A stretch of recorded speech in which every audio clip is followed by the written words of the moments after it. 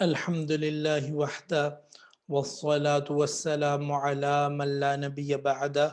السلام علیکم ورحمۃ اللہ وبرکاتہ.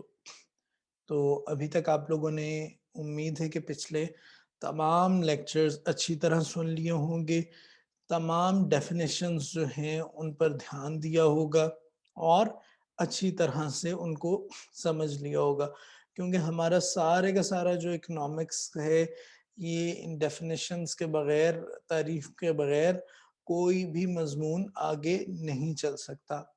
تو بہت امپورٹنٹ ہے، اور جب بھی پیپرز میں عموماً زیادہ تر چانسز ہوتے ہیں کہ ڈیفینیشنز لازمی آ جائے، کیونکہ اگر آپ کو کوئی چیز ڈیفائن نہیں کرنی آتی تو آگے آپ اس کے بارے میں کیا بتائیں گے، کیا کریں گے.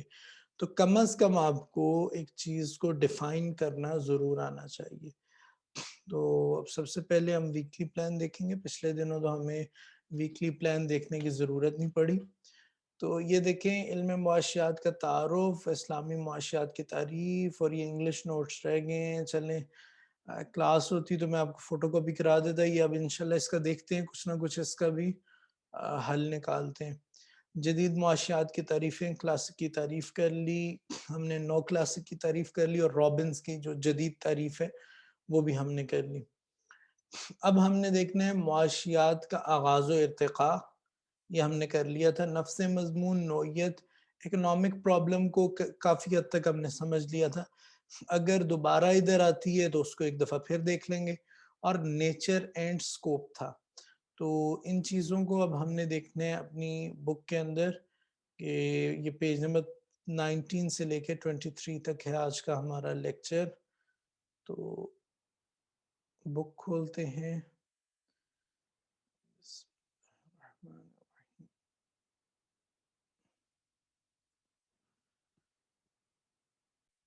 تو یہ دیکھیں، معاشیات کا آغاز و ارتقاء. آغاز و ارتقاء میں آپ نے وہی ساری چیز کہ کسی بھی، جتنی بھی انسان نے آج تک علوم اور سائنسز جتنے بھی دریافت کیے، جتنے بھی ڈیولپ کیے، وہ سارے کب سے شروع ہوں گے؟ حضرت آدم علیہ السلام سے.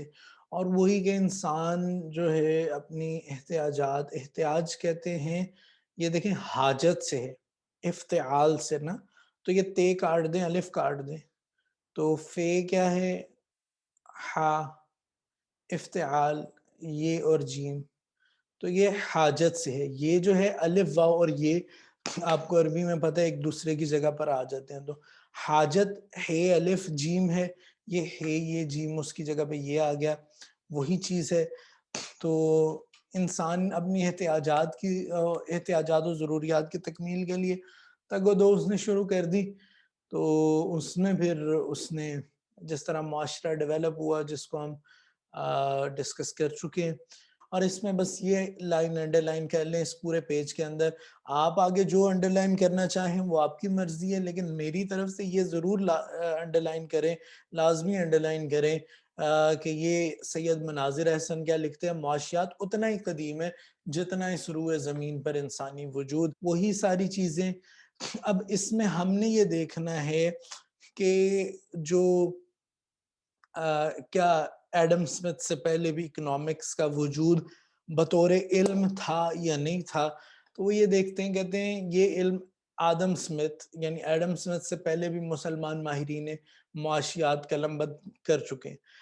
قلم بند کرنا یعنی لکھ چکے ہیں اسے. تو وہ کیا ہے؟ کتاب المبسوط ہے، امام سرخسی کی ہے. اور اس کے بعد کتاب الخراج ہے، امام ابو یوسف کی. کتاب الاموال ہے، امام ابی عبید کی ہے. تو یہ آپ اسے کیا کہتے ہیں، کتابوں کا تعارف دے سکتے ہیں. اس کے بعد اس کا نفس مضمون کیا ہے، یعنی یہ ہے کیا چیز. تو نفس مضمون یہ کس چیز سے تعلق رکھتی ہے، یہ کس چیز کے بارے میں، کس چیز کو ڈسکس کرتی ہے. تو کہتے ہیں انسانی جسم عناصر خمسہ سے بنا ہے. وہ پیدا ہوتا ہے، جوان ہوتا ہے، بڑھاپے کی طرف آخر کار مر جاتا ہے. مختصر یہ کہ علم معاشیات انسانی زندگی کا مطالعہ تو کرتا ہے لیکن تمام پہلوؤں کا نہیں کرتا. ادھر تمام لکھ لیں. ایک ہی پہلو کا علم نفسیات میں یہ مطالعہ کیا جاتا ہے کہ انسان کس طرح سوچتے، اس کا جسم کون سے عناصر سے تعمیر شدہ ہے، اس بات کا مطالعہ کیمیا میں کیا جاتا ہے، جبکہ یعنی مختلف علوم جو ہیں وہ یہی بتانا چاہ رہے ہیں کہ جو مختلف علوم ہیں وہ کسی نہ کسی ایک چیز کو، ایک پہلو کو انسان کو ڈسکس کرتے ہیں۔ علم سیاسیات حکومت کے بارے میں، تو علم معاشیات یہ واضح کرتے ہیں کہ انسان اپنے محدود وسائل کو استعمال کر کے اپنی بے شمار احتیاجات کی تشفی، یہ یعنی اس سے کس طرح تسکین حاصل کر سکتے ہیں۔ تو یہاں آپ یہ چیز انڈرلائن کر لیں، ادھر سے علم معاشیات یہ واضح کرتا ہے کہ انسان اپنے محدود وسائل کو استعمال کر کے کیسے اپنی بے شمار احتیاجات کی تشفی کرتے ہیں۔ اسی علم کو معاشیات کا مرکزی نقطہ یا نفس مضمون کہتے ہیں، یعنی اس کے احتیاجات تو لامحدود ہیں، اس کے وسائل محدود ہیں، اور وہ کس طرح اپنی ضروریات کو، احتیاجات کی تشفی کرتا ہے، تسکین حاصل کرتا ہے، وہ کس طرح ان کو پورا کرتا ہے، تو اس چیز کو اس کا نفس مضمون کہتے ہیں۔ یہاں ایک چیز درست کر لیں، یہ ادھر یہ ہوت لکھا ہوا ہے، یہ اس کے آگے یہ بھی آئے گا اگلے پیراگراف میں۔ اگر ہم اطراف عالم پر غور کریں تو یہ حقیقت آشکارا ہوتی ہے، ٹھیک؟ تو انہوں نے یہ بیچ میں سے مسنگ ہے، رہ گیا۔ تو یہ وہی چیز جو ہم پہلے پڑھ چکے ہیں، اور اس کا نفس مضمون وہی جو ہم نے جدید اسے کیا کہتے ہیں ڈیفینیشن میں پڑھا تھا۔ کہتے ہیں اگر ہم اطراف عالم پر غور کریں، اطراف طرف سے ہے نا، یعنی سائیڈوں پر، مطلب جس جگہ بھی ہم نظر اٹھائیں تو یہ حقیقت آشکارا ہو جاتی ہے کہ انسان کسی نہ کسی کام میں مصروف نظر آئے گا، اور اس کی وجہ ہم نے ساری ڈسکس کر لی کہ اگر کام نہیں کرے گا تو اپنی خواہشات کو کیسے پورا کرے گا۔ اس ساری صورتحال کی وضاحت ایک مثال کے ذریعے بھی ہو سکتی ہے۔ زید کو روٹی، کپڑا اور مکان چاہیے، اور یہ ساری چیزیں ہم ڈسکس کر رہے ہیں۔ اب وہ خود تو سارا کچھ نہیں کر سکتا، اور مفت بھی حاصل نہیں ہو سکتی، تو کیا کریں گے؟ جو چیزیں سکارس ہیں، کم ہیں، اب مسئلہ کیا ہے؟ روٹی کم ہے، جو بھی چیزیں، یہ چیزیں کم ہیں، اور ہماری وسائل کی قلت ہے۔ قلت سے مراد یہی ہے کہ 4 روٹیاں ہیں، اب ان کو مفت تو نہیں دیا جا سکتا۔ ہوا جو ہے اس کی قلت نہیں ہے، تو ہوا پر قیمت نہیں ہے۔ پانی کی کبھی قلت نہیں تھی ہوتی، پانی کی قیمت نہیں تھی ہوتی۔ جہاں جہاں قلت تھی وہاں وہاں پانی کی قیمت بھی تھی۔ جس زمانوں میں جب پانی اتنی آسانی سے نہیں تھا نکلتا، کنووں سے پیسوں کا پانی آتا تھا، پھر کیا ہوا؟ آپ نے موٹر لگا لی، پانی نکالی جائے۔ اب آپ منرل واٹر لیتے ہیں، وہ آپ پیسوں کا لیتے ہیں۔ تو جو چیز بھی قلت میں قلیل ہوگی، جس کی قلت ہوگی، ڈیفینیٹلی اس پہ پھر پیسے لیے جائیں گے تاکہ وہ پوری کی پوری ختم نہ ہو جائے، تو ہر بندہ پھر اسے اپنے لیے رکھے گا۔ اس کے آگے چل کے اگلے پیج پہ دیکھیں، یہ لکھا ہوا ہے جدید دور میں ماہرین معاشیات نے معاشیات کے نفس مضمون کو 2 حصوں میں تقسیم کیے۔ ایک ہے مائکرو اکنامکس اور ایک ہے میکرو اکنامکس۔ مائکرو اکنامکس جو چھوٹی اکنامکس ہے، جو ہماری ایک عام بندے کی، ایک گھر کی، ایک اسے کیا کہتے ہیں کسی ایک بندے کی، ایک گھر کی، اس طرح۔ معاشیات کبیر، اچھا، جو سوسائٹیز اور پورے کے پورے ملک کی جو معاشیات ہے، پوری اس کو کیسے ہینڈل کرنا ہے، اس کے مسائل کیا ہیں، ان کا کیا حل ہے، وہ ساری چیزیں معاشیات ہے۔ میکرو اکنامکس میں، مائکرو اکنامکس جو چند گھروں کی، ایک محلے کی یا کسی ایک بندے کی اکنامکس ہے، اور میکرو اکنامکس کیا ہے؟ جو پورے کے پورے ملک کی اکنامکس ہے۔ یہ دیکھیں معاشیات کا مطالعہ بطور انفرادی یا اجتماعی مضمون کے، معاشیات بطور علم یا فن کے طور پر بھی کہتے ہیں۔ علم معاشیات معلومات کے ایک باضابطہ اور مکمل مجموعہ ہے، اور تمام معاشی مسائل کے اصول کے مختلف ذرائع اور وسائل بیان کرتا ہے۔ اس لیے ہم کہہ سکتے ہیں معاشیات علم بھی اور فن بھی ہے۔ اچھا بچوں، علم کیا ہے اور فن کیا ہوتا ہے؟ علم ہوتا ہے کہ اگر آپ کو مطلب ایک چیز سکھا دی جائے، جو کچھ آپ پڑھ رہے ہیں یہ علم ہے۔ فن کیا ہے؟ جب آپ اسے پریکٹیکل لائف میں استعمال کریں گے تو یہ فن ہے، ٹھیک ہے؟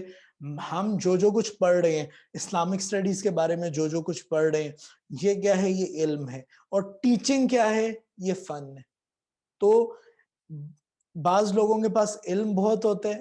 ہمارے اسلامک یونیورسٹی کے ایک ٹیچر ہیں، وہ کہتے ہیں کہ بعض لوگوں کے پاس علم بہت ہوتا ہے لیکن انہیں ٹیچنگ کا فن نہیں آتا۔ بہت کچھ انہیں پتہ ہے لیکن لوگوں تک ڈیلیور نہیں کر پا رہے، اور بعض لوگوں کو پتہ کچھ نہیں ہوتا لیکن انہیں ٹیچنگ کا فن آتا ہے۔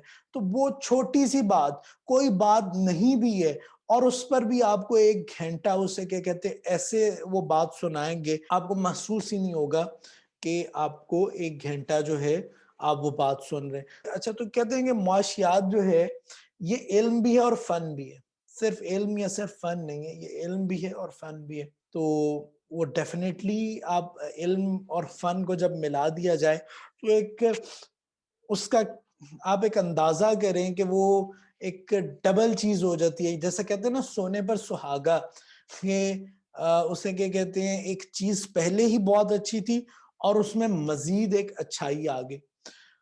معاشیات کی ترغیب کہتے ہیں، علم معاشیات کو علم حقیقت کے نام سے بھی موسوم کیا جاتا ہے، اور اس کا ایک اور نام علم ہدایت بھی ہے۔ تو اس میں صرف کیا ہے کہ علم ہدایت اس کو اس لیے کہا جاتا ہے کیونکہ اچھائیاں برائی کے حوالے سے رہنمائیاں رہبری بھی کرتے ہیں، ہم نے پڑھ لیا تھا کہ صرف اور صرف یہ آپ کو مسائل کا نہیں بتاتا، ان کا راستہ بھی بتاتا ہے کہ ان مسائل کو حل کیا جائے۔ اب دیگر جو علوم ہیں، دوسرے جو سائنسز ہیں، ان کے ساتھ بھی اس کا گہرا تعلق ہے۔ ظاہر ہے معاشیات جو ہے آپ کے تمام کی تمام چیزیں آپ کی زندگی سے جڑی ہیں، معاشیات جب آپ کی زندگی گزارنے کا طریقہ ہے تو اس کے ساتھ بھی وہ جڑی ہے۔ آگے چلیں تو ہے معاشیات کی نوعیت۔ نوعیت یعنی یہ کس طرح کا، کس قسم کا مضمون ہے، تو اس میں بھی وہی چیز، آپ کو زیادہ کچھ انڈرلائن نہیں کرنا، بس یہ کچھ دیکھ لیں۔ یہ دیکھیں لَقَدْ خَلَقْنَا الْإِنسَانَ فِي أَحْسَنِ تَقْوِيمٍ، اللہ تعالیٰ نے کہا کہ ہم نے انسان کو بہترین صورت پر پیدا کیا، اور اس کے بعد اللہ تعالیٰ نے فرمایا وَفِي السَّمَاءِ رِزْقُكُمْ وَمَا تُوعَدُونَ، کہ آسمان میں تمہارا رزق ہے اور وہ چیز جس کا تم سے وعدہ کیا گیا۔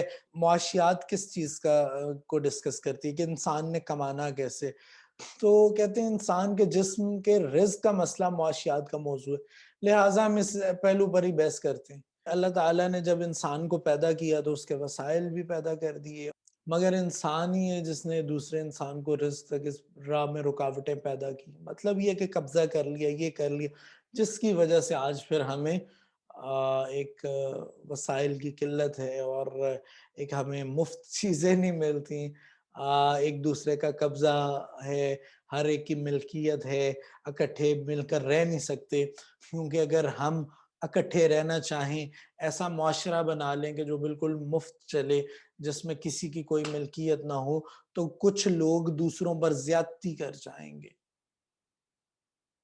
تو اس وجہ سے کیا ہے، یہ دیکھیں آپ کے احتیاجات جو ہیں، نیڈز جو ہیں وہ لامحدود ہیں، اور ذرائع کیا ہیں، وہ محدود ہیں۔ لیکن یہاں جو چیز آپ نے انڈرلائن کرنی ہے وہ ادھر سے انڈرلائن کریں کہ گویا معاشیات ایسا علم ہے جو انسان کو یہ سکھاتا ہے کہ وہ محدود ذرائع کے ذریعے اپنی لامحدود حاجات کی تکمیل کیوں کرے، کیوں کر یعنی کیسے کرے۔ اسی کا نام انسان کا معاشی مسئلہ اکنامک پرابلم ہے، جو معاشیات کا موضوع ہے، ٹھیک ہے۔ اکنامکس جس چیز کو ڈسکس کرتی ہے وہ اکنامک پرابلم ہے، اس پہ بھی ہم پہلے بات کر چکے، یہ اس کی نوعیت، یہ ساری چیز ڈسکس کی گئی۔ 1800 میں ایڈم سمتھ نے ویلتھ آف دا نیشنز لکھی، اسے باقاعدہ علم دیا۔ 1776 میں اس نے ویلتھ آف دا نیشن لکھی، اور یہ ساری چیزیں نیو کلاسیکل، اور وہ سارا یہ جو ہم پڑھ کے آئے ہیں یہ وہی چیزیں، اس میں کوئی نئی چیز نہیں ہے۔ یہ چونکہ انٹروڈکٹری پیجز ہیں تو اس وجہ سے میں ان کو گو تھرو کرا رہا ہوں، اور کتاب کے تو ہم ساتھ ساتھ ہی انشاءاللہ چلیں گے، لیکن ہم نے کتاب کو حرف آخر نہیں سمجھنا، اور ہم نے کتاب سے ہی صرف نہیں پڑھنا۔ تو بچوں اگر ہمارے پاس وقت ہے تو ہم جو ہمارے ویکلی پلان میں اگلا ٹاپک ہے اس کو بھی اگلے لیکچر کو بھی اس میں انکلوڈ کر لیں گے، اور ہمارا اگلا لیکچر ہے اسلامی معاشیات کی ضرورت، اہمیت، معاشیات کی اقسام، اور یہ پیج نمبر 24 سے لے کر پیج نمبر 30 تک ہے، تو اس کو ہم دیکھتے ہیں۔ اس کے بعد یہ آپ اگلے پیج پہ دیکھیں تو کہتے ہیں کہ ایک مغربی معاشیات ہے اور ایک اسلامی معاشیات ہے۔ اسلامی معاشیات کی کیوں ضرورت ہے، کیوں ہم مغربی معاشیات پر عمل نہیں کر سکتے، تو انہوں نے یہاں بتایا کہ ان میں فرق کیا ہے، کیوں یہ ضروری ہے کہ ہم اسلامی معاشیات کو ہی اپلائی کریں، اسلام کے ساتھ ہی کیوں چلیں؟ ایڈم سمتھ نے جو الفریڈ مارشل یا رابنز نے جو اکنامکس کے اصول بتائے ہیں یا جو چیزیں انہوں نے بتائی ہیں ان پر ہم کیوں نہیں چل سکتے؟ آج ہم مغربی معاشیات کو کیوں فالو نہیں کر سکتے؟ تو اس کے انہوں نے کچھ پوائنٹس دیے ہیں، آپ اپنے سے بھی کوئی پوائنٹ لکھ سکتے ہیں، کوئی پوائنٹ آپ کو ناپسند آئے آپ اسے نکال بھی سکتے ہیں، کتاب حرف آخر نہیں، یہ میں بار بار بتا رہا ہوں۔ تو پہلا پوائنٹ دیکھیں، یہاں سے آپ انڈرلائن کر لیں کہ جبکہ ان مسلمان معاشرے روحانی، سماجی، سیاسی اور ثقافتی لحاظ سے مغربی معاشروں سے یکسر مختلف ہیں، یعنی کہ تھوڑا بہت نہیں، کافی حد تک مختلف ہیں۔ اس کی چھوٹی سی مثال آپ یہ دیکھیں کہ ہمارے ہاں مسجد میں جب احترام کے لیے جاتے ہیں، احترام کسی چیز کا، بزرگ سامنے آ گیا، کوئی گھر کا بڑا آ گیا، مسجد میں گئے تو سر کے اوپر سر کو ڈھک لیا دوپٹے سے یا ٹوپی سے، مسجد گئے ٹوپی پہن لی، دوپٹہ پہن لیا، اور پاؤں سے ہم جوتی اتار دیتے ہیں۔ یہ ہمارے احترام کی ایک کہہ لیں کہ اس طریقے سے ہم احترام کو دکھاتے ہیں، جبکہ مغربی جو معاشرہ ہے اس میں احترام کا طریقہ یہ ہے کہ جوتے پہن لیتے ہیں اور ٹوپی اتار دیتے ہیں، تو بالکل اس سے مختلف ہے ہمارے معاشرے، ان کے معاشرے کی چیزیں۔ اور ہم نے یہ ڈسکس کیا تھا کہ معاشیات کیا ہے، اس کا تعلق معاشروں کے ساتھ ہے، یہ کوئی فزیکل سائنس کی طرح ایسی نہیں کہ ہر جگہ پر اس کے اصول ایک جیسے ہوں گے، یہ ایک جگہ سے جب دوسرے ایک معاشرے سے دوسرے معاشرے میں جب اپلائی کی جائے گی تو یہ سبجیکٹیو ہے، یہ بدل سکتی ہے۔ تو اس وجہ سے مغربی معاشروں کے اصولوں کو ہمارے اوپر اپلائی نہیں کیا جا سکتا، وہ ان کے مزاج، ان کی تاریخ اس حوالے سے ہیں، کس طرح وہ ادھر تک پہنچے، ان کے معاشروں میں کہاں تک آزادی ہے، وہ کس طرح زندگی گزارتے ہیں، ان کی زندگی ایسے کیسے بنی، اس کی بھی بڑی وجوہ ہیں کہ وہ کس طرح اس سٹیج پر پہنچے۔ اب ان کی زندگی گزارنے کا ایک طرز ہے، ہمارا ایک مختلف طرز ہے، تو وہ اکٹھے نہیں ہو سکتے۔ تو یہ آپ انڈرلائن کریں، جبکہ مسلمان معاشرے روحانی، سماجی، سیاسی اور ثقافتی لحاظ سے مغربی معاشروں سے یکسر مختلف ہیں، اسی بنا پر مغربی معاشی تجزیوں کا اطلاق مسلمانوں پر کرنا مشکل ہے۔ البتہ کچھ نظریات ایسے ہو سکتے ہیں جن کا اطلاق ہر معاشرے میں ہو سکتا ہے، لیکن مجموعی طور پر مغربی معاشی تجزیہ کی بنیاد اخلاقی اقدار پر نہیں ہے۔ اس کو ہم نے پہلے بھی ڈسکس کیا تھوڑا سا، اور آگے بھی ہم انشاءاللہ ڈسکس کریں گے، اور یہ چیز آپ کو ڈسکس کیے بغیر ہی پتہ ہے کہ مغربی معاشروں میں اخلاقی اقدار نہیں پائی جاتی، خصوصاً یہ اس کے اندر اکنامکس کے اندر۔ ایک اور چیز انڈرلائن کریں کہ اسلامی تعلیمات میں سود حرام ہے، جبکہ مغربی معاشیات کا پورا ڈھانچہ سود پر کھڑا ہے۔ اس وجہ سے جو ان کی اکنامکس ہے اس کو ہم ادھر اپلائی نہیں کر سکتے، ہمارے نزدیک سود حرام ہے، اس کی بنیاد ہی سود کے اوپر ہے۔ اگلا پوائنٹ دیکھیں، اگلے پوائنٹ میں یہاں انڈرلائن کریں، خود غرضی پر مبنی رویہ ہے اور انسان کو دوسرے انسانوں سے بیگانہ کر دیتے، ٹھیک، جبکہ اس کے مقابلے میں مسلمان ایک دوسرے کے لیے قربانی دینے کا جذبہ رکھتے ہیں۔ مغربی معیشت جو ہے اس میں خود غرضی پائی جاتی ہے، اسلامی معاشرے میں خود غرضی نہیں پائی جاتی۔ اس کے آگے آپ تیسرا پوائنٹ دیکھیں تو یہاں سے سٹارٹ سے ہی کر لیں انڈرلائن، اسلامی اقلیت پسندی مغربی اقلیت پسندی سے بہت زیادہ مختلف ہے۔ دیکھیں اقلیت پسندی کیا ہے، اسلام یہ نہیں کہتا کہ بیوقوفوں کی طرح بس بغیر سوچے سمجھے کام کر لو، اسلام کہتا ہے عقل استعمال کرو، لیکن جس عقل کا استعمال اسلام کہتا ہے وہ مغرب کی عقل سے مختلف ہے، مغرب کی عقل ایک بالکل مختلف ہے۔ اسلام کہتا ہے کہ عقل کا استعمال کرو لیکن غیب کی چیزوں پر تم نے ایمان لانا ہے، مغرب والے کہتے ہیں جن ہے ہی نہیں، فرشتے ہے ہی نہیں، کیوں؟ کیونکہ ہم انہیں دیکھ نہیں سکتے، ہم انہیں محسوس نہیں کر سکتے، صرف دیکھ نہیں سکتے بلکہ محسوس بھی نہیں کر سکتے، کوئی ذریعہ نہیں کہ ہم یہ ثابت کر سکیں کہ جن یا فرشتے ہیں، شیاطین ہیں، اس کو ہم ثابت نہیں کر سکتے، اس وجہ سے ہم نہیں مانتے. یہ مغربی نظریے اور اسلامی نظریات میں ان کو مانا جاتا ہے. تو ایک اسلام یہ نہیں، اس کا مطلب یہ نہیں کہ اسلام عقل سے کام نہیں لیتا. اسلام کی عقلیت پسندی ایک مختلف ہے، مغرب کی عقلیت پسندی سے بہت زیادہ مختلف ہے. کیونکہ ایک مسلمان کے پیش نظر یہ دنیا اور اس کے فوائد ہی نہیں بلکہ آخرت کا تصور اور اخروی افادہ اور اللہ تعالیٰ کی رضا کا حصول اس کی زندگی کا محور ہے. یعنی مسلمان کی زندگی جس چیز کے گرد گھومتی ہے وہ صرف یہ دنیا نہیں کہ دنیا کے لیے کمال ہو اور دنیا کے بعد کوئی حساب نہیں ہونا، جتنا ظلم کرنے جیسے کمانا ہے کما کر بس زندگی ختم ہوئی تو بات ختم، لیکن آخرت کا تصور بھی ہے جدھر حساب بھی دینے. تو اس وجہ سے یہ بالکل ایک مختلف چیز ہے.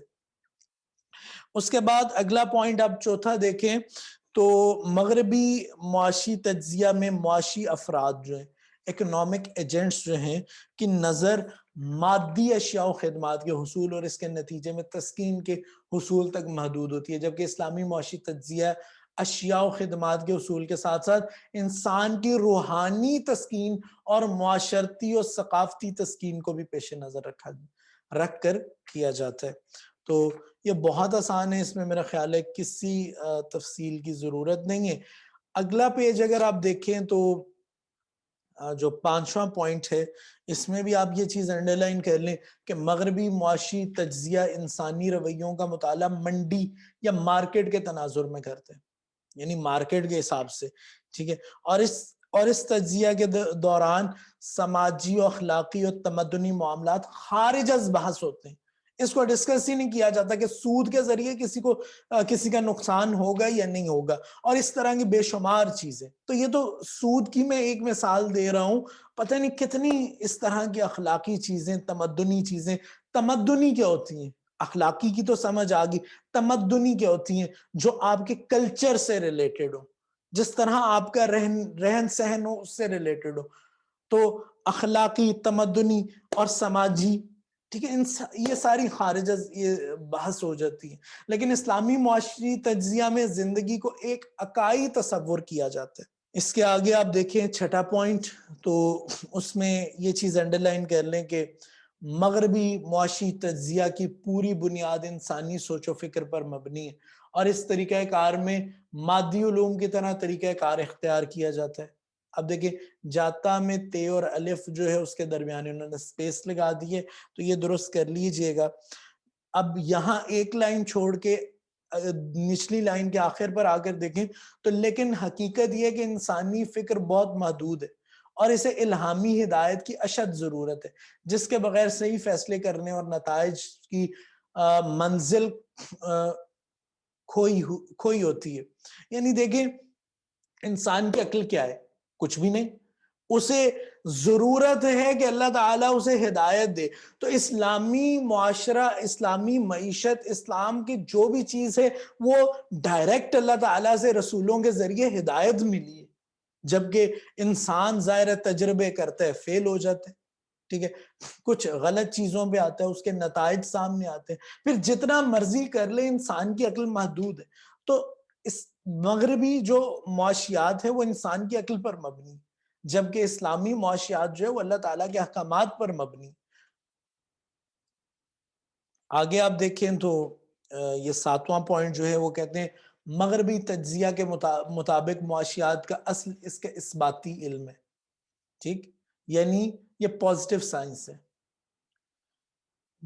جبکہ نچلی لائن پہ دیکھیں، یہ جہاں تک سینٹنس ختم ہو رہا ہے اسے چھوڑ دیں، نچلی لائن پہ دیکھیں جبکہ اسلامی تعلیمات کی روشنی میں اثباتی پہلو کے ساتھ ساتھ معاشیات کا اخلاقی پہلو بھی اتنا ہی اہم ہے.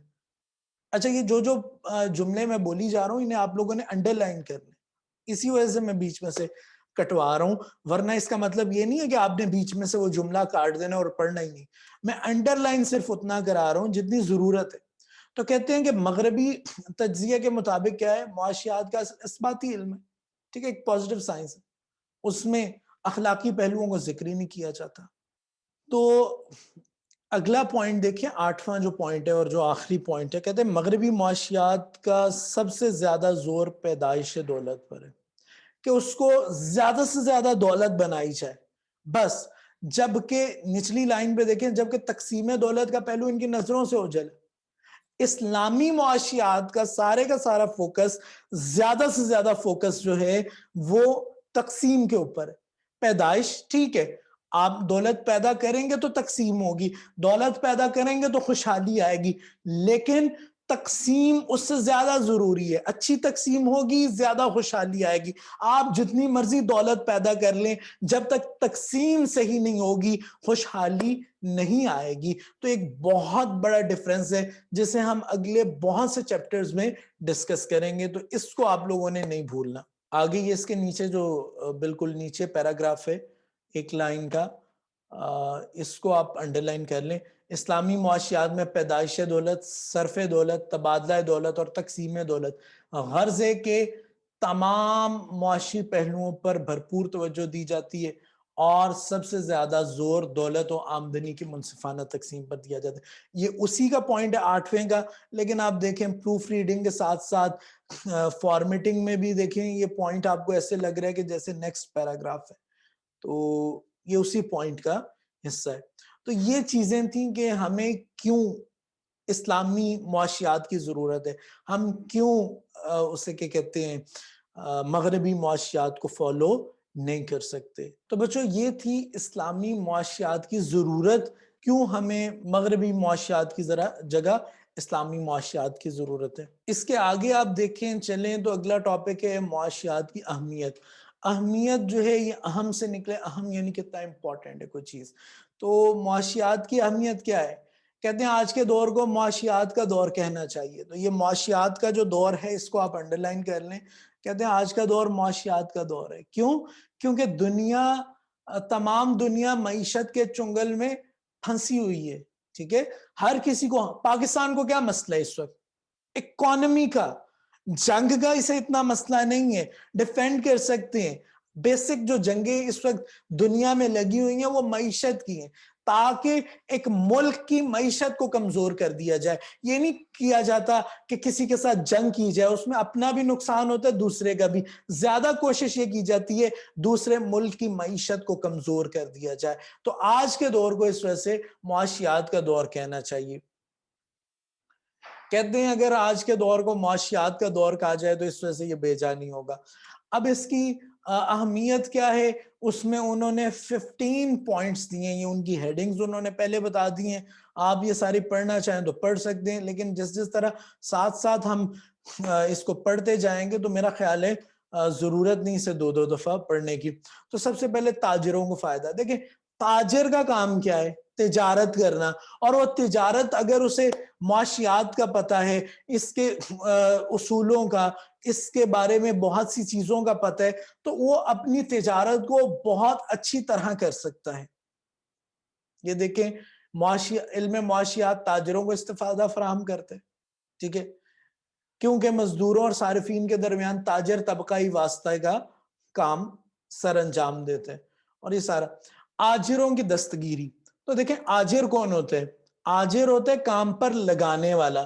تو علم معاشیات سے آجروں کو بھی فائدہ بہم پہنچتا ہے، کیونکہ آجر کا مقصد زیادہ منافع کمانا ہوتا ہے، وہ کام پر لگا رہے لوگوں کو۔ اب جب اسے اس چیز کا پتہ ہوگا تو اس ضمن میں مختتم حاصل مختتم لاگت کے برابر آجر کو توازن کی کیفیت سے آگاہ کرتی ہے۔ یعنی اس میں کچھ چیزیں ہیں، یا مختتم حاصل مختتم لاگت، یہ جب تک ہم اکنامکس نہیں پڑھیں گے ہمیں نہیں پتا۔ تو یہ الفاظ ہی ایسے ہیں کہ ہمیں الفاظ کی سمجھ نہیں آ رہی۔ تو جب اگر ہمیں اس کی سمجھ آ جائے، تو جب آجر ان اصولوں کو پریکٹیکلی اپلائی کرے گا تو اسے اس سے بہت زیادہ فائدہ ہوگا۔ صارفین کی رہنمائی ہوتی ہے۔ صارف کون ہوتے ہیں؟ صارف کہتے ہیں استعمال کرنے والے کو۔ تو علم معاشیات جو ہے نہ صرف آجروں کی بلکہ صارفین کی بھی رہنمائی کرتے ہیں۔ اس سے ذہنی ترقی ہوتی ہے۔ علم معاشیات کو اس لیے بھی اہمیت حاصل ہے کہ ہماری ذہنی صلاحیتوں کو جلا بخشتا ہے، جلا بخشتی ہے۔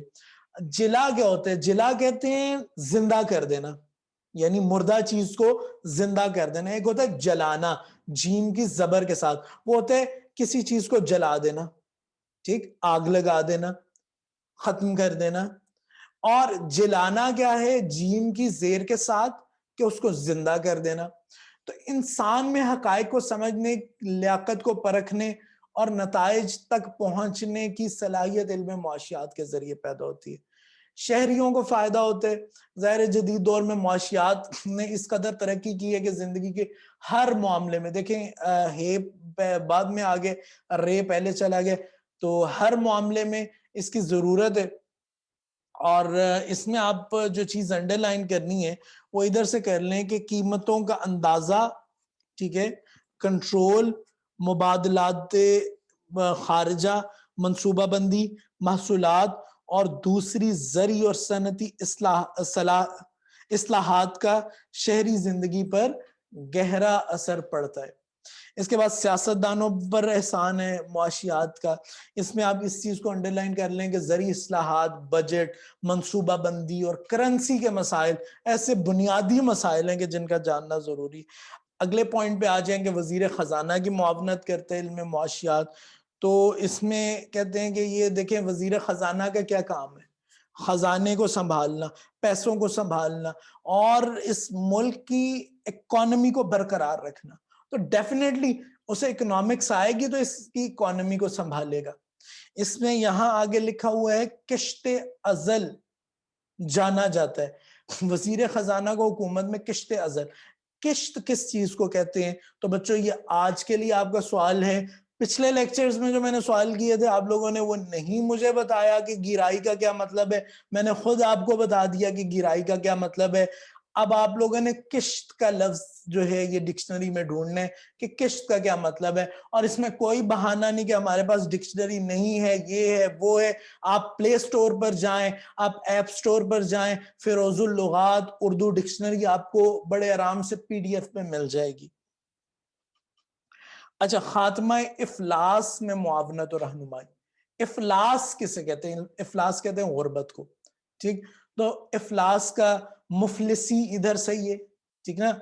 تو اس میں کیا ہوتا ہے؟ غربت کا خاتمہ کرنے کے لیے اس میں معاونت یعنی مدد اور رہنمائی ملتی ہے۔ اب دیکھیں سیکنڈ لائن جو سٹارٹ ہو رہی ہے اس میں غائن کی جگہ گاف لگا دیے، غربت بن کے، تو یہ اس میں پروف ریڈنگ کے بہت سارے مسائل ہیں۔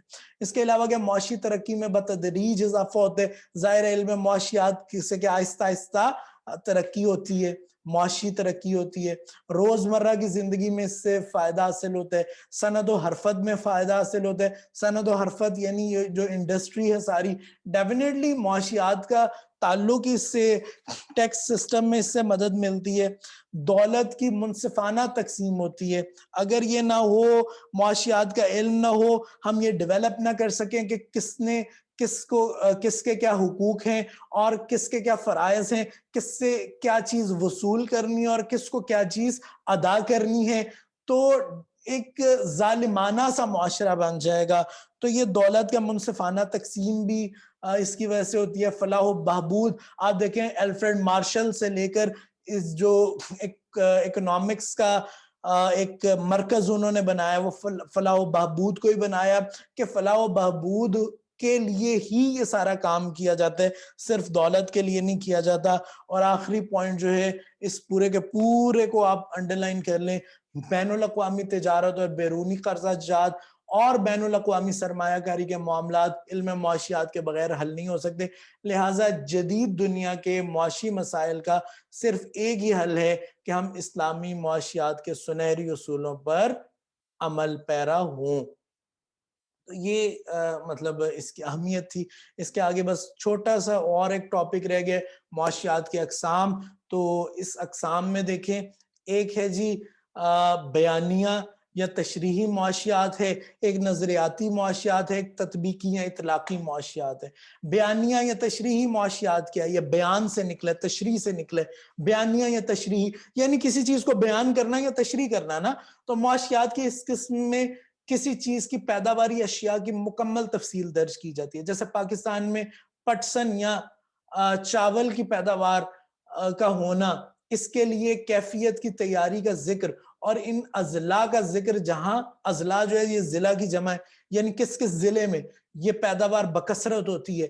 اس کے علاوہ اس کی لگائی، ملکی آمدن اور بیرونی ملک برآمدات وغیرہ کا ذکر بھی کیا جاتا ہے۔ اس کے علاوہ اس چیز کے استعمال سے حاصل ہونے والے فوائد، یہ دیکھیں فوائد میں انہوں نے حمزہ جو ہے وہ سیدھی لگا دی ہے، جبکہ یہ حمزہ شوشے کے ساتھ آتی ہے۔ تو فوائد کا بھی مکمل ذکر کیا جاتا ہے۔ معاشیات کی اس تقسیم کو بیانیہ یا تشریح میں بیان کیا جاتا ہے نا کہ کیا کیا چیزیں۔ نظریاتی کیا ہے؟ نظریہ کہتے ہیں ایک کانسیپٹ کو، یا اسے کیا کہتے ہیں تھیوریٹیکل آپ کہہ لیں کہ ایک کنسپچول جو چیز ہے، اس نظریاتی اس چیز کی وضاحت کی جاتی ہے۔ مندرجہ بالا معلومات کس طرح سے حاصل کی گئیں، کن اصولوں کو ان کے اصول میں معاونت حاصل ہوتی ہے، ایسے کرنے سے کون سے کلیات کو استعمال کیا جاتا ہے، یعنی اس کی جو ٹوٹل وضاحت ہے وہ اس کے اندر آئے گی۔ اور تطبیقی یا اطلاقی کیا ہے؟ تطبیق یعنی اسے اپلائی کرنا، اطلاق بھی اسے ہی کہتے ہیں، اپلائی کر دینا۔ تو اطلاقی معاشیات بیانیہ معاشیات سے حاصل ہونے والی معلومات کو اکٹھا کر لیا جاتا ہے، پھر نظریاتی معاشیات کے نظریاتی اور اصولوں کو جمع کر کے ذرائع اور اسباب کو تلاش کیا جاتا ہے، پھر اس پر عمل درآمد کیا جاتا ہے۔ یعنی جو جو چیزیں ہم نے ساری انفارمیشن کلیکٹ کی وہ بیانیہ یا تشریحی معاشیات ہو گئی۔ ہم نے پھر اس کو دیکھا کہ وہ کس طرح کلیکٹ ہوئی، اس کی وضاحت جو ہے وہ نظریاتی معاشیات ہو گئی۔ اور جب ہم نے اس کو اپلائی کر دیا، اس کو ایکچولی پریکٹیکل فارم میں لے آئے، تو یہ تطبیقی یا اطلاقی معاشیات ہوگی۔ بہت سمپل ہے۔ اور اس کے بعد معاشیات کی مزید دو قسمیں دیکھیں، ایجابی یا فلاحی۔ ایجابی کسے کہتے ہیں؟ پازیٹیو۔ ایجابی کا دوسرا نام اثباتی بھی ہے، ٹھیک ہے۔ معاشیات کی اس قسم میں انسانی معاشی زندگی کے حقائق کا غیر جانبدارانہ، دیکھیں پیچھے ہم نے کیا کہا تھا، پیچھے ایک پوائنٹ آیا تھا کہ یہ صرف پازیٹیو سائنس نہیں ہے، یہ کیا ہے؟ علم ہدایت بھی ہے۔ تو پازیٹیو سائنس یا پازیٹیو اکنامکس میں کیا کیا جاتا ہے؟ غیر جانبدارانہ، یعنی آپ نے کسی کی سائیڈ نہیں لینی، کسی کی جانب نہیں لینی، اور مشاہدہ کیا جاتا ہے، اور اس سے حاصل ہونے والے نتائج کو من و ان نقل کر دیا جاتا ہے، کسی ذاتی رائے کو اس میں عمل دخل نہیں ہوتا، ٹھیک، یہ تھا۔ اور یہ ایجابی۔ اور جو دوسری تھی نیچے دیکھیں فلاحی، وہ کیا تھا؟ فلاحی معاشیات کا تصور سب سے پہلے ڈاکٹر مارشل نے پیش کیا، اور اس کے نظریے کے مطابق پہلے معاشی حقائق کا تجزیہ کیا جاتا ہے، پھر اس سے حاصل ہونے والے تجربات کی روشنی میں یہ پرکھا جاتا ہے کہ انسانی فوز و فلاح میں اضافے کا سبب بنتے ہیں یا نہیں۔ اس میں صرف انالیسز کرنا ہے، اس کو آگے پھر اس کی ایک رائے بھی اس میں ڈیولپ کر رہی ہے، وہاں رائے نہیں ڈیولپ کی جاتی ایجابی میں، ٹھیک ہے۔ اب ایجابی جو ہے وہ دو طرح سے، ایک جزوی ہے ایک کلی ہے۔ ایجابی معاشیات کے آگے جزوی معاشیات اور کلی معاشیات، اسی طرح مائکرو اکنامکس اور میکرو اکنامکس ہی آئے گا۔ پہلے تو آپ ایک کریکشن کریں کہ انہوں نے جزوی معاشیات پہ بھی مائکرو اکنامکس لکھ دی ہے اور کلی معاشیات پہ بھی مائکرو اکنامکس لکھ دی ہے۔ اب کلی کے اوپر تو میکرو آنا چاہیے تھا، اے آنا چاہیے تھا، اکنامکس ادھر سے ہی لکھے۔ جو جزوی معاشیات ہے ادھر انہوں نے اکنامکس سے ہی نہیں لکھا، نیچے سے دیکھ کے درست کر لے۔ اور ابھی تک جتنی دفعہ آپ نے اکنامکس پڑھے آپ کو سمجھ تو آ گئی ہوگی اکنامکس کے سپیلنگز کیا ہے۔ مائکرو کے معنی کسی شے کے 10 لاکھواں حصہ ہے، تو یہ مائکرو اکنامکس ہے یا جزوی معاشیات جو ہے، ٹھیک۔ جبکہ ہم کسی معاشی نظام کے ڈھانچے کا جائزہ لیتے ہیں تو جزوی معاشیات ہماری مدد کرتی ہے، چھوٹی چھوٹی اکائیوں میں تقسیم کیا جاتا ہے۔ تو دیکھیں ایک اکنامکس ہے پوری کی پوری شکل کے اندر، اور اسے ہم ٹکڑوں میں تقسیم کر دیتے ہیں اور ہر ٹکڑے کو علیحدہ علیحدہ اسٹڈی کرتے ہیں، یہ ہے مائکرو اکنامکس۔ اس میں ہم کیا کیا پڑھیں گے؟ یعنی نظریہ پیدائش دولت، اس کو ہم نے علیحدہ کر لیا، نظریہ قیمت اس کو ہم نے علیحدہ کر لیا، نظریہ تقسیم دولت اس کو علیحدہ کر لیا، نظریہ روپے صارف، نظریہ توازن، علیحدہ علیحدہ کر کے پڑھیں، یہ ہے مائکرو اکنامکس۔ اور میکرو اکنامکس کیا ہے؟ یہ بڑے پیمانے پر ہوتی ہے، اس میں کیا ہے؟ قومی آمدنی اور روزگار کا نظریہ ہوتا ہے، آمدن اور اتار چڑھاؤ کا نظریہ ہوتا ہے، معاشیات زر ہے، بین الاقوامی تجارتی نظریہ ہے، معاشی ترقی کا نظریہ ہے، یعنی اسے ایک بڑے سکیل پر دیکھا جائے گا۔ تو یہ تھا ہمارا آج کا لیکچر۔ الحمدللہ ہم نے 2 لیکچرز کو اس ایک لیکچر میں مکمل کیے۔ اب آپ کا کام یہ ہے کہ جو میں آپ کو سوال دیتا ہوں ان کو کریں. میں نے کہا تھا ہم شروع میں ذرا سلو چلیں گے, آہستہ آہستہ اسے تیز کریں گے. تو آج میں نے آپ کو ایک تو سوال دیا ہے, ٹھیک ہے, کہ کشت, یہ کاف کی زیر کے ساتھ آتا ہے, کشت کا معنی کیا ہے, آپ نے وہ ڈھونڈنا ہے. دوسرا, یہ جتنی بھی ہم نے تقسیمات پڑھی ہیں آپ نے اس کا ایک چارٹ بنانا ہے اور مجھے آپ نے واٹس ایپ کے اوپر اسے سینڈ کرنا ہے. یہ چارٹ جو ہے اس کے باقاعدہ مارکس ہوں گے. اگر آپ نے یہ نہیں بنایا تو آپ کے ٹیسٹ میں سے یا اسائنمنٹ کے لیے علیحدہ مارکس لگائیں گے, ان کو کاٹا جائے گا. تو اب اگلے ہفتے تک آپ لوگوں نے جو سوال دیا گئے اس کا جواب دینے اور جو اسائنمنٹ دی ہے اس کو مکمل کرنے. السلام علیکم ورحمۃ اللہ وبرکاتہ.